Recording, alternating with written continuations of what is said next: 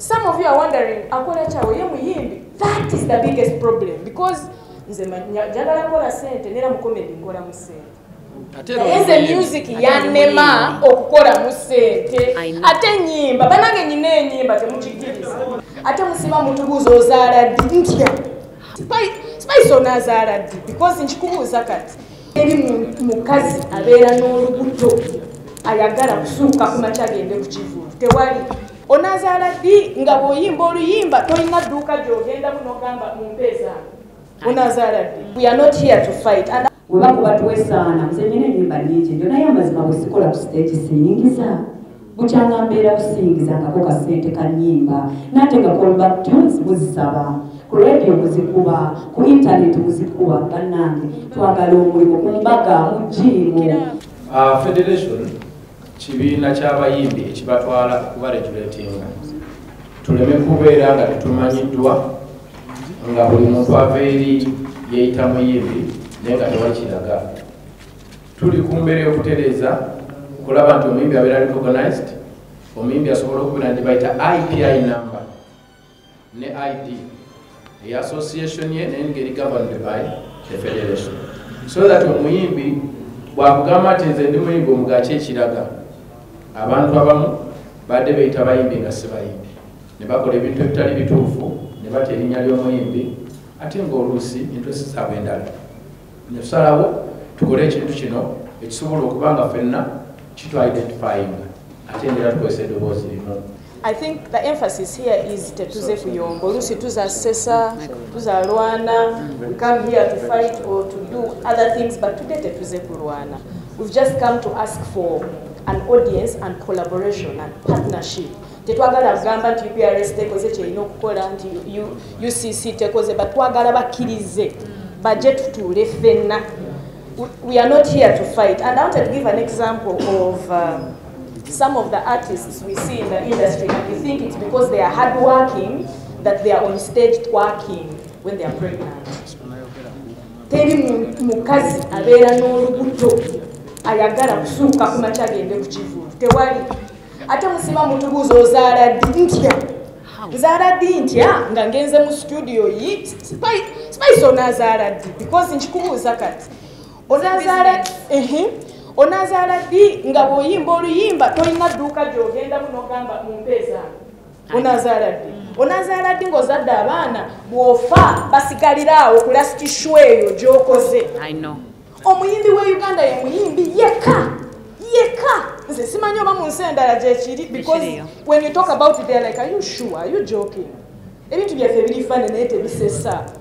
Mu Uganda noga omukyala nga Juliana n'ava ku music industry for a very long time abeekwese mumuwandikako stories enfu then ne bwagezezaako okwo nze nava ne ku mawulire. I don't remember the last. You think I don't want to do interviews?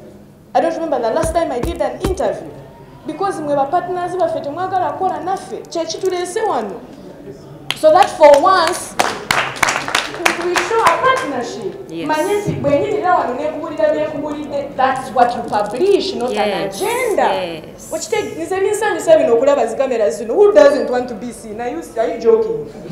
But I don't remember the last time I stood in front of press to express anything. Some of you are wondering, akola chawe ye muyimbi. That is the biggest problem because nze njagala kola sente nera mu comedy ngola mu sente. Eze music yanema okukola mu sente. Ate nyimba banange nyine nyimba temukigiriza. Nyine eddoboozi ate nyimba. Naye as a business, it's hard to enter music as a business in Uganda because there's no tomanyi okola oluyimba n'olukwata. So mbasi twakinze mu bbaala olimba kwange okugenda luwuliriza for free. What's that? So really, again, we shall raise our voices, but there's no fighting. We are just being clear that we are seeking a partnership with UCC, UPRS to make sure that our payments of royalties are in compliance with the Copyright Neighboring Act of 2006, the law that she already talked about. Ebintu babiyisa ne just tusaaga. Mukirize Diana azaaleko nga tali stressed. Afuneko kabuleka manye nti mu 9 months ezo waliwo akajja because enyimba zikola. That's all. Madam. ensonga batyogeddeko buli kimu batyogeddeko nze ndi wano okukkaatiriza tuli wano eno okuprotectinga bizinesi yaffe nze ngenda mu ddwaliro ne banteekako kandula si mulundi gumusa ebiri nenva ku kandula nenkabira mu mmotoka nenemala ne bannanga ku stage nesmilinga bannange ffe tetulwaliko tosobola kulwalako nosigalako ewaka tosaba tulwaleko ekirala nga mukyala ani wagambye abamukufe tutyokuzaala ozaale nga sente zolikuza stage yokka onaabeerawo otya stage bwetabeerawo tobeerawo tubadde tusaba nze ndaba wano eno abakulu baffe nga mwami abdumulas ffenna tumanyi nti ffenna tubikoze ne mwami abdumulas naye yabikola naye saawe nakugamba shiba sirina yadde ki ekikumi bwe tutwerwanako enembeera ffenna egenda tugoberera leero abdumulas ekyagenda kubaffe abatudde wano ate mutandika okugamba fede artist mmwe ekyo kibanyumire naye nga bambi tulemereddwa lwaki tosobola kukola sente mu stage waliwo abatakuba nnyimba zituukana kubayita ku stage abo mwali mubalowoozezaako ng'ate naye mu music akola ki ateekamu abonabasaba mbalowoozeeko so nga mpunzika bannange tusaba tukolagane sente tuzirya nammwe tubawo sente zammwe zaffe abamawulire tuzibawa netugamba mutuyambe muyiseewo kino ate mwe ne mukuba tubadde tusaba leero tutuukiriza obubaka bwaffe nga tewaliiwo kubuyisanganya mu ngeri etali ntuufu ekituufu kiriwo ekiti tuli wano lwa copyright yaffe mu Uganda naffe tusobole okuba ng'otuula ewaka bwe bakuba twesaana nze nyina ennyimba nnyingi nyo naye amazima bwe sikola ku stage siyingiza bukyanga mbeera busingizangako kasente ka nnyimba nate nga callback tunes muzisaba ku radio muzikuba ku internet muzikuba bannange twagala omulimu ku mbaga mu jiimu bannange woba sad owuliriza music woba happy owuliriza music woba bored owuliriza music naye fe abateekamu tetufunamu thank you so much obudde butukutte bakama baffe batwita twagala kwogeramu ne UCC twagala kwogeramu n'abantu bonna bali wano tusobole okutereeza omulimu mwebale nnyo kujja wemma mukyasobola okubeerawo mubeereewo tugenda mu meeting endala ya ssaawa just emu wemma musobola okubeerawo waliwo ebyokunywa wali nekookunywa ne kamere nga naffe wetumaliriza tweyogereyo wetukomawo bibe ebibuuzo byammwe twebaziza nnyo thank you ku nsonga yennyini vice nga bw'abannyonnyodde ebimu ku bintu bye twandifunyemu ng'abayimbi nga tetulya ku mulimu just nti tugenda kupafominga twewuuba buli lunaku n'okeera oli mbalala oli mbaale oli jinja at the same time nga tolina newofuna adde akadde okuwumulamu ng'omuyimbi naye ng'ate waliwo bangi abafunamu ku mulimu gwo tulina telecos abasinga mumwe mulina obuyimba bwaffe mu masimu gammwe olina kasiri regular buli mwezi bakusalako nusu 200 oba omuyimbi yenna gw'oyagala nga bwotusapootinga n'ogamba kangula akayimba ka spice tuli millions and millions of Ugandans fenna tukimanyi bulungi nnyo sekita ya music buli omu kwatambulira ekidongo ne kiyita buli wamu music waffe yatambula naye n'oggulukuka enkeera ng'omuyimbi ng'oli mwavu okoze oluyimba olutaddemu millions and millions of money no promoting oluyimba olwo ne lukwatayo kampani nejja neteekako nusu 200 bebatema buli mwezi kufaaniwo awuliriza music wo naye nga percentage gy'olina nga content creator olina 1%. Bannange mwenna abali wano muli exposed, is that fair? Ku 100% ng'omuyimbi nannyini content creator olina 1.8. Government netwala omusolo gwa 50%. Telecoms nezijja nezitwala 35%. Betuyita SMS wano baani badimaka n'atwala n'ekisinga omuyimbi naye nga gwe asula atunula mu mpewo wa promoting oluyimba lwo ate nga tolina ne weerekereza bangi batunda n'ebyabwe ne bawayo n'obulamu bwabwe okuba ng'afunayo akayimba naye nga ffenna tukimanyi omuyimbi w'e Uganda yasinga okunyomebwa ate nga ffe tusinga okuteekamu obudde mu mulimu gwaffe naye nga kiri fair naye ng'ate sente zaffe zifiireyo mu maofisi g'abasajja. So n'olw'ensonga eyo ne 1% tetugifuna. Ne 1% eyo gye mbagambye 1.8% tetugifunangako. Essente zino zisoloozebwa. Ku risaaki waffe gwe tukoze ngaffe waliwo estimate eraga nti buli mwaka ssente entono ezikolektingibwa ziri mu buwumbi 7. Ono yeewuumiza. Obuwumbi 7 lukolektingibwa okuva mu callback tunes, ennyimba ze mutugulako ate ezaffe ze twekoledde. Gavumenti nefuna 50% ezisigadde ne zigabanibwa tetutamanyiiko, naye nga bannanga ekyo kyabwenkanya. Tusaba naffe batuwulirizeko bekikwatako. Ku nsonga eyo yennyininyini gavumenti ya Kenya wano banimba baffe era mulaba ebivulusi bingi mu Kenya naye abayimbi tebali bubi ngaffe, kubanga omuyimbi ku content we gwakoyetiza aynako 52%. Kyokka olaba tunyomebwa ne batuyita babeggars because tetufuna mulimu gwaffe gwe tukola ate nga tuteekamu obudde bungi. So n'olw'ensonga eyo tetusaba channels entuufu okulaba nga tunegotiatinga ne telecom companies, tetuze mu kulwanagana, tuzze mu ddembe, tube ng'ate ng'abayimbi tufuna mulimu gwaffe. UCC bekikwatako mwenna please kyemanyi bino bigenda batuukako, tusazeewo twegatenga federation tuyongeze eddoboozi limu mutugwatireko. Thank you so much. Twagamba ki ekiganya ensonga zaffe okutuuka? Lwaki omuyimbi abatafuna royalties ze okuva mu UPRS? Lwaki abantu sente bazifuna? Lwaki telecoms batuwa 1% ate nayo ne tutagifuna? Lwaki abantu batuula ne UCC ne basayininga endagaano nga bagamba nti mutusonyiwa emyaka 2 naye okuva na leero tugenda sasula ate bataano bokka ne basasulako ne tumanya nti nno kutaba bumu. Kati twasazeewo tujje n'eddoboozi limu nga si lyakaayana nga si lyakuyomba wabula lyakuteeseza wamu tusobole okuba nga tutwala omulimu gaffe mu maaso. Abayimbi bwe babeera abaavu nammwe temujja kufuna kontenti mulungi, tujja baweereza obuntu nga tuli ku standard naye bwe twesapootingira ffenna wamu kiba kitegeeza tugenda tambuza eggwanga bulungi. Mwebali kujja kuŋŋaana naffe olwaleero nga bwe nabagambye twakuŋŋaana ne baganda bange bano oluvannyuma lw'okutunuulira ng'ebiteeso ebyali bitukuŋŋaanya byali binene okusinga ebyo byali bitwawula, omuli okulwanira ebintu ebimu nga tubikoleredde nga tetuli mu kukuba butayimba oba kugezaako okutwala ssente za muntu yenna, wabula nga twagala ba structuring industry yaffe tukolera awayonjo tufune n'omulimu gwaffe. Kuzimu ku nsonga zetugenda okwogerako mulimu ensonga ya telecommunications. Kimanyiddwa nti emyaka 2 egiyise telecommunication companies zaffe ennungi eziri mu Uganda ezoperating eziriwo n'ezaggalawo nga zibadde zitradinga music naffe mu kintu mu nkola gye bayita ya CRBTs oba ringback tunes, ringtones.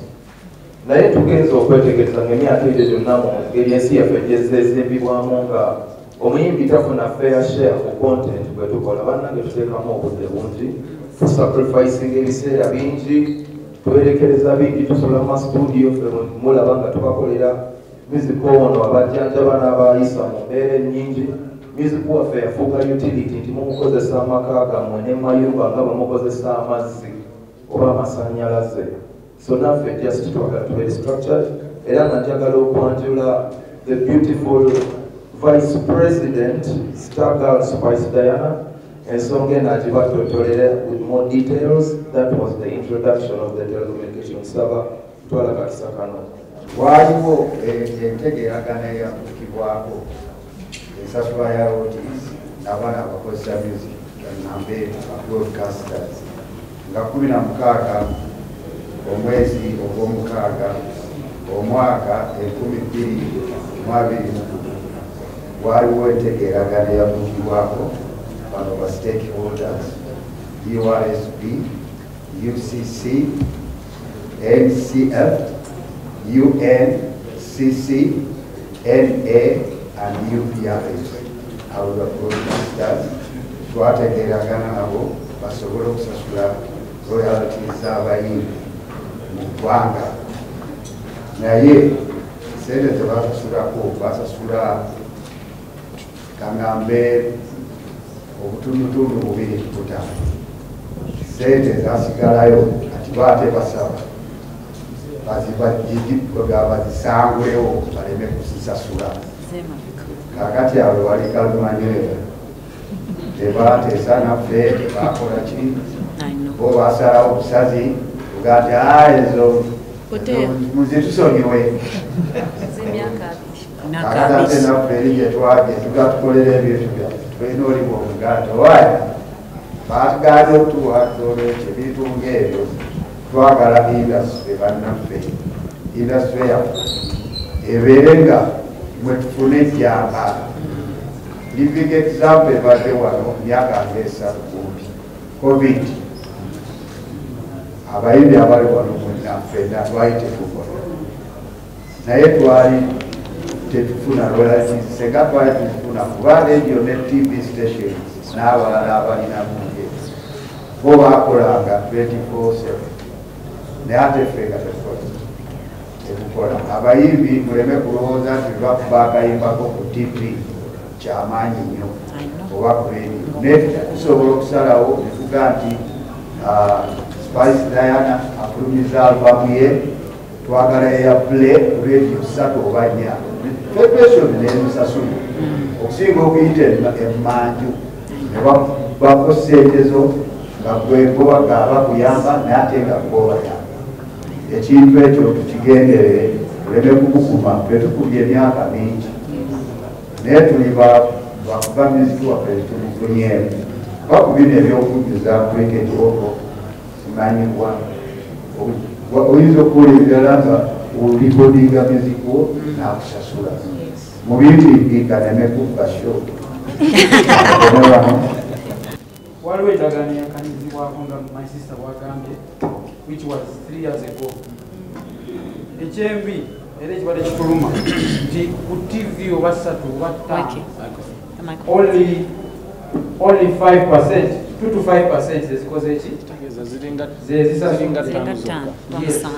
but look at how many tv stations are here I know. oba radio stations eziri wano now mwabali muli mikwano gyaffe era kino kintu kizimba nammwe when this survives you survive and everybody survives and this industry grows because bagita ripple effect over flip over so ensonga yaffe eri bweti nti bwe bamalako okukanya they still went ahead and did not pay.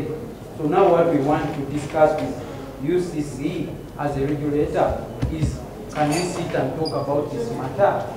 Because the Tuesday Quran, we are looking for a way to get what belongs to us. So we want to sit down with the regulator and say, they have even failed to honor the demo. What we want now is for us to sit down to have it. I know. But now, yes. Sigenda kuddamu muganda wange kyayogedde naye ku nsonga y'okubanga 80% efunika tukimanyi bulungi nti radio stations ezimu ne tv stations ezimu zikulibwa abanene baminisita bakubani naye in fact 70% y'abakulu abo naye bambi tubegayiridde tugenda kujja mu ngeri yonna esoboka tuteese ku kintu kino omukuuki abadde akkatiriza kubanga mwe mubanga amateeka kati mulina atokugatuukiriza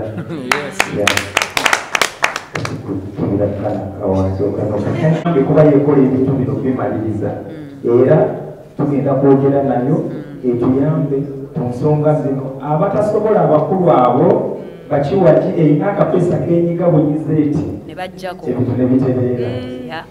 And that's the name broadcasters. And we're coming to talk about the payment of royalties from the broadcasters.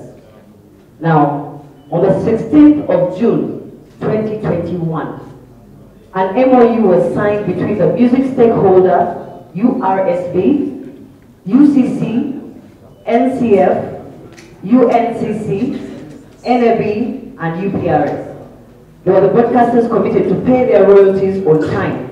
But it's very unfortunate that up to date, roughly 2 to 5% have made those payments and honored those agreements. Because it comes back to royalties for the musicians. Yes. You play our content, you play our music, on the radio, people request for the songs, and these were signed.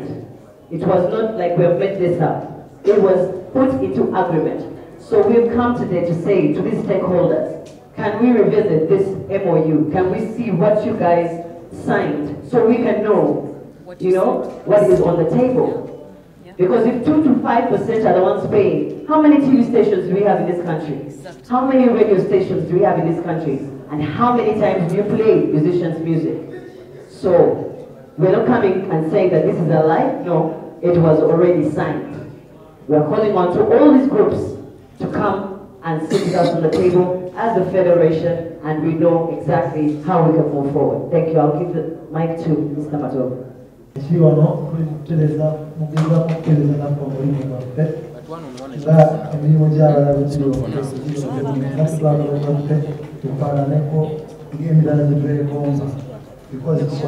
Now, let's talk about the just to probably have very more is our only more to the local content. There is a 85% provision that broadcasters should play local content on their channels. Now, I want to provision with 85% of local content to now now, each and every film is interpreted. Chitia. Abantu abasinga bagamba 80% mwemugwa skits, mwemugwa amawulire, mwemugwa shows z'Oluganda, everything else. So fenga federation tugezaako reaching out to the UCC tulabenga 85% egenda mu local music or local art. Then ebirala bikwatira okwo. Ensonga lwaki tugezaako kukola twagala twongeremu mu bwagazi, mwongere obwagazi eri music waffe naye tusobola tokompitinga internationally n'ebirungi ebyo.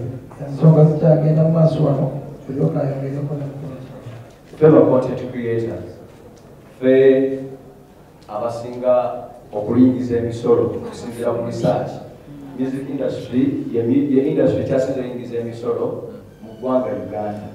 So kiba kibi nnyo okubanga omuyimbi asinga oyingiza omusolo mu ggwanga ate yasinga okuba omwavu. So tetuzze kuyomba oba tetulina intentions mbi bakama baffe obubaka buno batuukeko bulungi. Bwe tujjeewo twagala tuteese bulungi, federation teze twagala tuteese bulungi, tubagambe nti bannange mutunulemu kino, mutunulemu kino, nammwe mwagala twagala mufune naye nga naffe tufuna. So bambi bannamawulire tweyanziza nnyo okujja muzeeyo obubaka buno bagambe nti oba bwatulaba ku TV naffe bamazadde baffe mulaba, baganda baffe mulaba, bannyinaffe mulaba, abakyala baffe mulaba, abantu mwena muli mukulaba. Mumanyi oluusi mutukubiramu akasimu nti owaaye kiri kitya plaza nanakulabye oyimbye wali nange ne nkugamba owaaye singamu yadde ki ekikumi ate nga ndaba nkola kitegeera so kirungi nnyo okubanga bakulaba okola naye nga bakusaba ezamata tolinamu ekikumi. So bannange guno omulanga gw'abayimbi tetwaliwo intention endala, bannamawulire tubasaba bwe tufuna nammwe mufuna, bwe tukola fenna tuliira wamu tukwatiramu ensonga zino eno tuzitwale mu maaso baganda bange. So basically this telecommunications issue is something that artists have struggled with for quite a long time. We've had artists that have had issues with aggregators, we've had artists they reached a point and gave up on trying to collect their money of CRDTs because of frustration. So it's very sad that this has been happening for over 20 years. In other words, before I became an artist, already this thing, as it turns out, the artists we didn't even know about these things. These percentages, we were not made aware of them. This is something we discovered recently. We have started to do a measure to about what the hell is going on. So, for a quick breakdown, like Price was saying, imagine, I don't think there is anyone in Uganda where the government taxes income tax of 50%. It is only us, and we are not even aware, we're not told about it. So we're being taxed such an exorbitant amount, and we don't even know about it. We don't have a choice about it. We don't know who made these decisions, when they were made, who made the policy, what was the criteria. You can imagine. So, call and read back tunes, what they call CRBTs. The government, according to our research, takes 45%. The telecoms take 30%. And the aggregators 18%, and the artists only take 1.8%. The artists are the owners of the content. They invest their time, energy, talent, money, blood, sweat, and tears. Yeah. Everyone else is a broker, just a business entity. But the artist gets, it's ridiculous. I can't even call it small. This is not small. This is, we get nothing, basically. And like Spice said, from our research on average in a year, people collect 700 billion. Not millions, 700 billion. Imagine.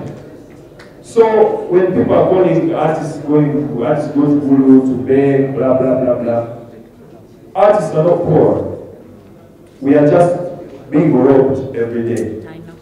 And so that is why we stand up and say we need to form this federation to talk with a united voice and claim what is ours. And in conclusion, of course we have legal channels to follow up this case. However, we would prefer to negotiate with the telecom companies and all the stakeholders involved. So basically we are reaching out and calling, we are still at we are bringing all options on the table. We prefer to negotiate and sort out this problem for the benefit of our industry. And this is not just for us, it's for us and the generations after us.